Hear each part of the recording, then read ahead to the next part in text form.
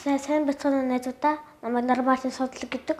Өнөөдөр би өөрийнхөө зохиосон ухаан тэргүүл рүү номноос эргэл цэгийн үлгэрийн цагаар танарч ярьж өгье.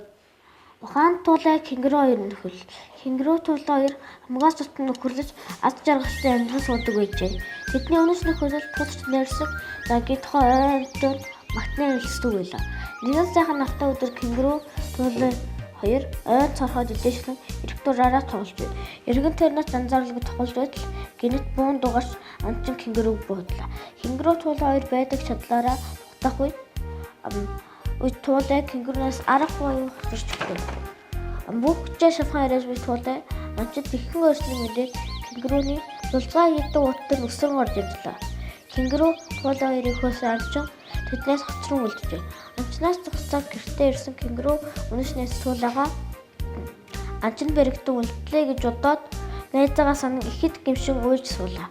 Ухаан туулай гинэт кенгуруны зулцгаа хийдэг утнаас өсрөн гарч ирлээ.